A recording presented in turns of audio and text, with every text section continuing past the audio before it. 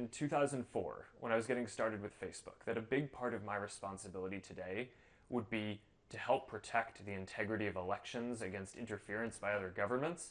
Um, I wouldn't have really believed that that was going to be something that I would have to work on 14 years later. I'm going to But challenge you. we're here now, I'm going to challenge you. Have you and done we're going it? to make sure that we do a good job at Have it. you done a good enough job yet? Um, well, I think we will see. But I think what's clear is that in 2016, we were not as on top of a number of issues as we should have, whether it was Russian interference or fake news.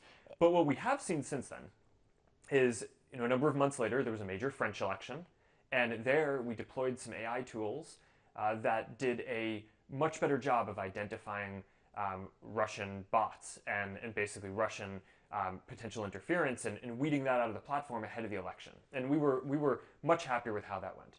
In 2017, last year, during the special election in the Senate seat in Alabama, we deployed some new AI tools that we built to detect fake accounts that were trying to spread false news. And we found a lot of different accounts coming from Macedonia. I think the reality here is that this isn't rocket science, right? I mean, there's a lot of hard work that we need to do to make it harder for nation states like Russia to do election interference, to make it so that trolls and other folks can't spread fake news. But we can get in front of this. And we have a responsibility to do this, not only for the 2018 midterms in the US, which are going to be a huge deal this year, and that's just a huge focus of us, but there's a big election in India this year, there's a big election in Brazil, there are big elections around the world, and you can bet that we are really committed to doing everything that we need to make sure that the integrity of those elections on Facebook is secured. I can hear the commitment, but since I got you here, do you think that bad actors are using Facebook at this moment to meddle with the U.S. midterm elections? I'm sure someone's trying, right? And I'm sure that there's, V2 of version 2 of whatever the Russian effort was in 2016. I'm sure they're working on that, and there are going to be some new tactics that we need to make sure that we observe and get in front of. Do you know speaking of getting in front of them, do you know what they are? Do you have any idea? I mean, yes, and I think we have some sense of the different things that we need to get in front of. Are you specifically seeing bad actors try to meddle with the U.S. election now? I'm not 100% sure what that means, because I mean, it's not. I think that the candidates aren't all Are you seeing anything new or interesting? Well, what we see are a lot of folks trying to sow division, right? So that was a major tactic that we saw Russia try to use in the 2016 election. Actually, most of what they did was not directly, as far as we can tell from the data that we've seen, was not directly about the election, but was more about just dividing people. And so they'd run a group on, for pro-immigration reform, and then they'd run another group against immigration reform and just try to pit people against each other. And a lot of this was done with fake accounts that we can do a better job of tracing and using AI tools to be able to scan and observe a lot of what is going on. And I'm confident that we're going to do a much better job. Lawmakers in the United States and the UK are asking you to testify. Everybody wants you to show up. Will you testify before Congress? So the short answer is I'm happy to if it's the right thing to do.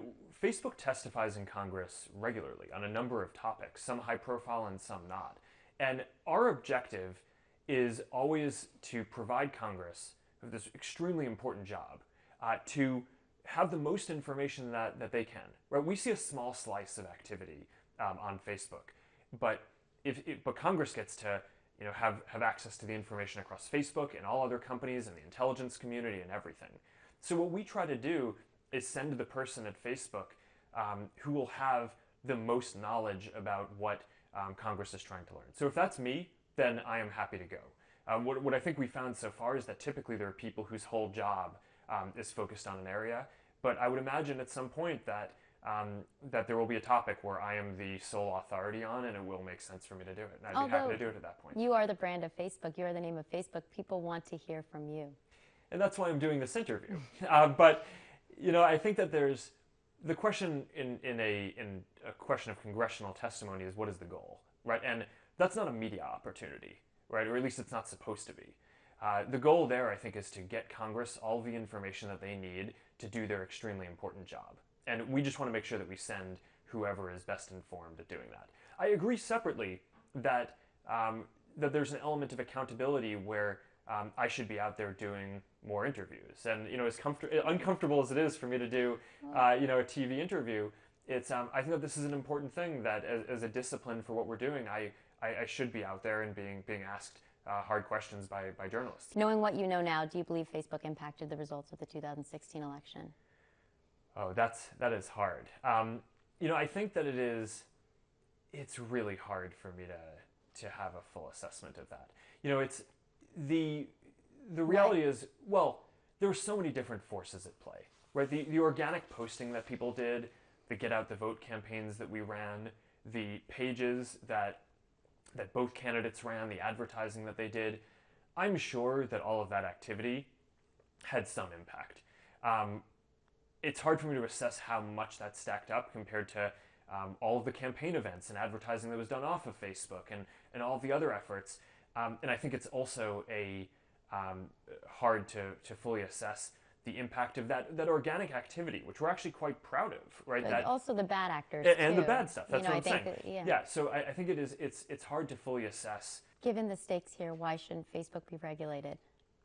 I actually am not sure we shouldn't be regulated. I think in general technology is an increasingly important trend in the world, and I actually think the question is more, what is the right regulation rather than yes or no, should it be regulated? What's the right regulation?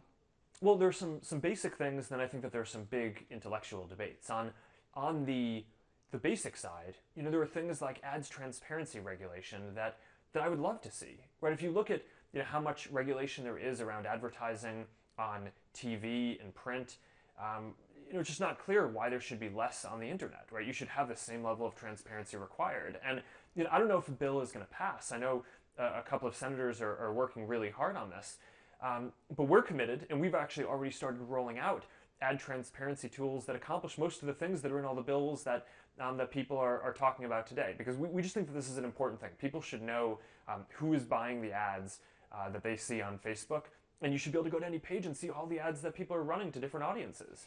How has being a father changed your commitment to users, changed your commitment to their future, and what a kinder Facebook looks like? Well, I think having kids changes a lot. And like what? Well, I used to think that the most important thing to me by far was, my having the greatest positive impact across the world that I can. And now, I really just care about building something that my girls are going to grow up and be proud of me for. And I mean, that's what is kind of my guiding philosophy at this point is, when I come